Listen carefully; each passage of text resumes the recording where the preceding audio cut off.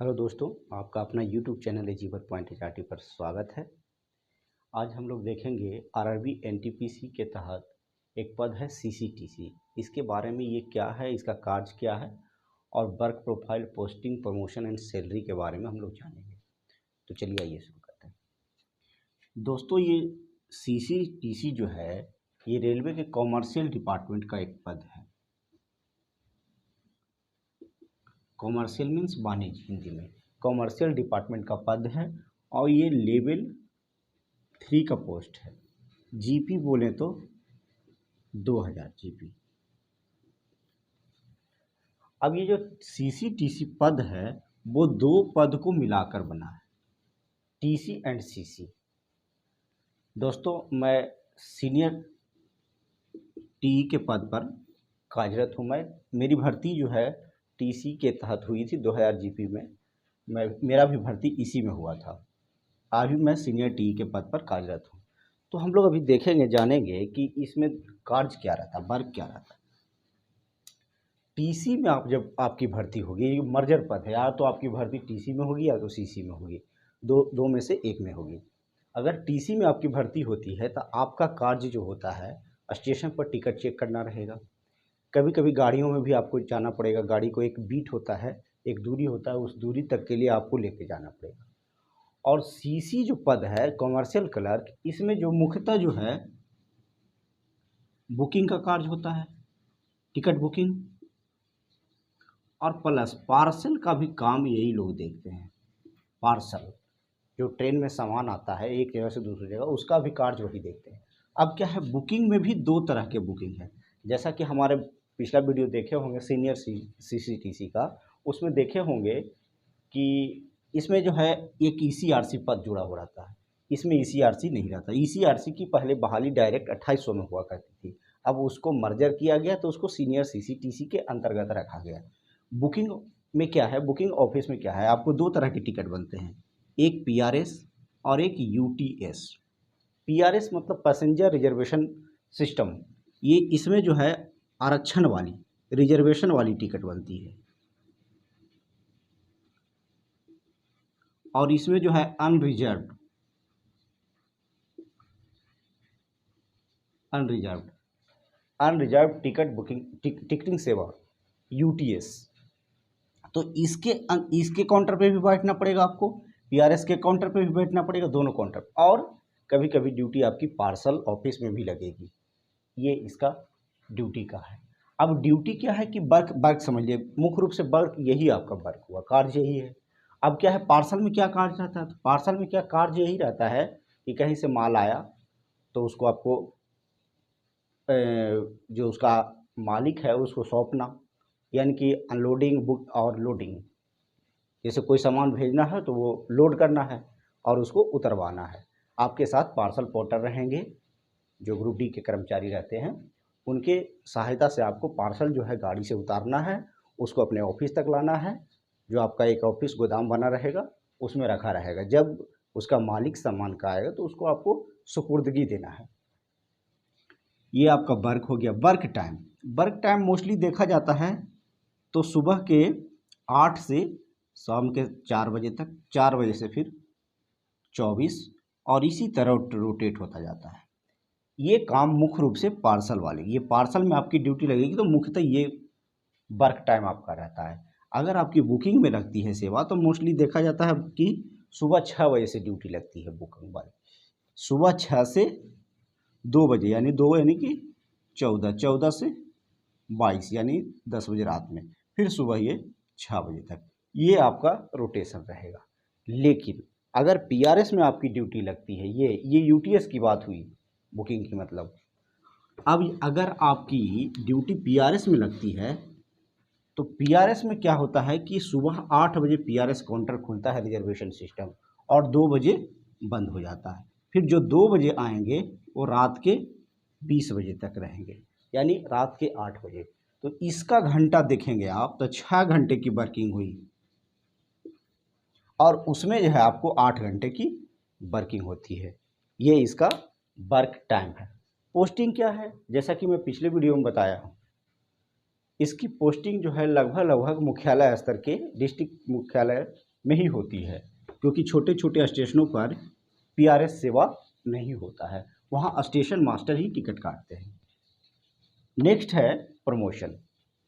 दोस्तों प्रमोशन क्या है, जब आप सीसीटीसी में भर्ती होंगे तो यहाँ से आपको सीनियर सीसीटीसी बनने में टाइम 2 साल लगेगा। 2 साल का सर्विस काल आपका जब पूरा हो जाएगा तो कभी भी लिस्ट वैकेंसी ऊपर खाली रहेगी, उसके हिसाब से कभी भी आ सकती है। फिर यहाँ से आप जैसा कि सीनियर सीसीटीसी में आपने देखा, वो सेम प्रमोशन का चैनल है, हेड सीसीटीसी, फिर यहाँ से बन जाएंगे हम चीफ सीसीटीसी। ये भी आप जो है 2 साल का रहता है। अगर वैकेंसी हेड सीसीटीसी में खाली है तो आपको हेड सीसीटीसी बना दिया जाएगा। और एक बात, ये जो प्रमोशन होता है कोई एग्ज़ाम नहीं होता है, इसमें कोई एग्ज़ाम नहीं होता है। आप सर्विस का टर्म पूरा करते जाइएगा, समय पूरा करते जाइएगा, आप आगे बढ़ते जाइएगा। एक बात और है, जैसा कि पिछला वीडियो में बताया, जब आप हेड सीसीटीसी बन जाइएगा तब जो है आपको क्या है कि यहाँ से नया प्रमोशन का चैनल खुलता है। पिछला वीडियो में मैंने बताया जो सीनियर सीसीटीसी में हुआ था, क्या प्रमोशन का चैनल खुलता है। देखिए वहाँ से क्या है कि डिपार्टमेंटल एग्जाम आप दे सकते हैं।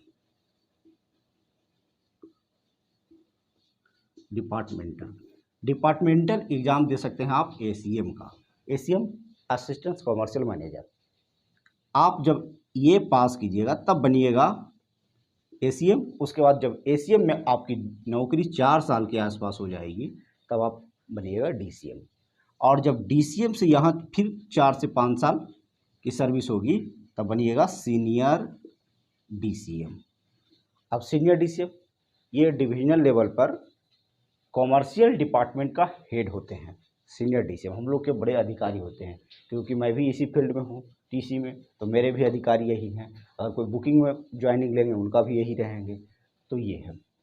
अब है सैलरी स्ट्रक्चर। सैलरी स्ट्रक्चर बहुत सारे लोग बताने में, पिछला वीडियो मैंने मुख्यतः जो सैलरी पॉइंट है उसका कवर किया था, उसमें 2-3 चीज़ ऐसे थी जो बताने लायक नहीं थी तो हमने नहीं बताया था, उसमें इसको भी इंक्लूड कर दिया हूँ मैं थोड़ी बहुत। अब देखिए इसमें थोड़ा सा सैलरी स्ट्रक्चर, जो ये लेवल 3 में ज्वाइनिंग करेंगे उनका बेसिक पे जो है 21,700 रहेगा, और आपको उसमें जो है 34% अभी के रेट से डीए है, महंगाई भत्ता जिसको बोलते हैं, डियरनेस अलाउंस। तो 34% अभी चल रहा है। तो बेसिक पे का 34%, जब इसका 34% आप निकालेंगे तो आपको इतना प्राप्त होगा, ये आपको मिलेगा। उसके बाद आपको मिलता है HRA, इसको बोलते हैं हाउस रेंट अलाउंस, रहने के लिए रेलवे देती है। जो ये अभी जो फिलहाल है सबसे छोटी सिटी में जो है 9% है। यहाँ जो है X, Y और Z 3 सीटियाँ बनाई गई हैं, 9, 18 और 27। ये राजधानी लेवल की सीटियाँ होती है। बहुत सारे ऐसे भी हैं जो राजधानी नहीं है लेकिन सिटी अच्छी है, पॉपुलेशन के हिसाब से होता है, वहाँ 18% मिलता है। और जो बड़े बड़े महानगर हैं 4-5, उनमें 27% मिलता है। तो मिनिमम हम लेके चलेंगे तो आपको कहीं भी पोस्टिंग किसी भी जगह होगी आपको 9% मिलेगा ही, जो कि इतना होगा। अब है TA, travelling allowance, sorry transport allowance है। TA 2 होता है, एक होता है ट्रेवलिंग अलाउंस और एक होता है ट्रांसपोर्ट, समझिए थोड़ा सा, अलाउंस। ट्रेवलिंग जो होता है, जैसे आपका एक स्पॉट रहता है, जगह रहता है कि आप यहाँ वर्क कीजिए, वहाँ से आपको 8 घंटे की दूरी पर वर्क के लिए भेजा जाता है, तब आपको ट्रेवलिंग अलाउंस मिलता है, यात्रा भत्ता। और ट्रांसपोर्ट अलाउंस जो है आपको ड्यूटी आने के लिए भाड़े के स्वरूप समझिए, जो पैसा दिया जाता है उसको ट्रांसपोर्ट अलाउंस बोलते हैं। ये है।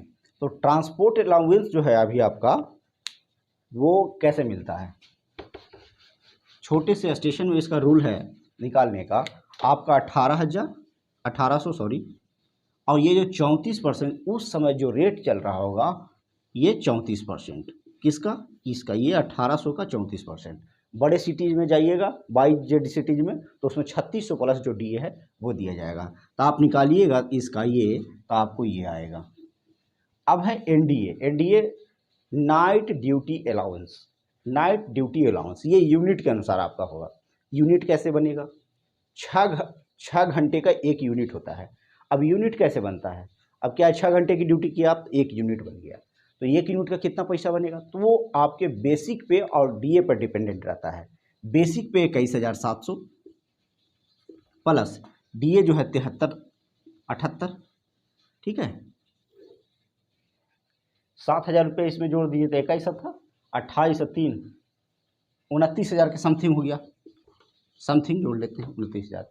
तो जो बेसिक और डीए प्राप्त होता है उसको क्या करते हैं हम लोग, 200 से मल्टीप्लाई कर देते हैं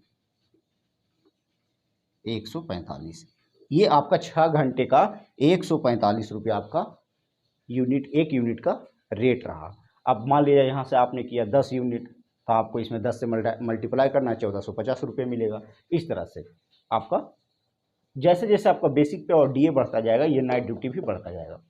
एनएचए नेशनल हॉलीडे अलाउंस। अगर उस दिन नेशनल हॉलीडे है, आपको कहा गया कि आप ड्यूटी कीजिए, तो उसके लिए रेलवे जो है नेशनल हॉलीडे ये जो है पैसा भत्ता देती है। वो जो है आपके सीसीटीसी लेवल 3 के लिए वो है 477 477 रुपये। अब ये हो गया, इसका टोटल ऐड करके 33,920 रुपया हो गया। ये कब है? जब इसमें आपकी कोई कटौती नहीं है। इसमें कटौती भी होती है। कब होती है? जब आपका प्रान नंबर जनरेट होगा, तब आपका बेसिक पे एंड डीए का जो है 10% काटा जाएगा। और जो कटेगा जो सेम इसी का बेसिक पे और डीए का 14% गवर्नमेंट देगी आपको। दोनों को मर्ज करके एक प्रान नंबर जनरेट जो होगा आपका उसके अकाउंट में, एनएसडीएल के अकाउंट में रखा जाएगा और वो आपको बाद में मिलता है। वो 2-3 महीने बाद ही स्टार्ट होता है जब प्रान नंबर जनरेट होता है। अब इसमें क्या है, डिडक्शन में आप जहाँ भी जॉब कीजिएगा तो प्रोफेशनल टैक्स करता है, वो सब मामूली रहता है, 250 रुपया होता है, इंश्योरेंस का 30 रुपया कटता है, तो वो सब का जिक्र यहाँ नहीं किए हैं। आप लोग कमेंट में बताइए कि क्या और छूटा है, बहुत सारे क्या है, एक का एक माइंड पे याद नहीं रहता है। कमेंट में हमको बताइए क्या आपको जानकारी चाहिए। Thanks for watching.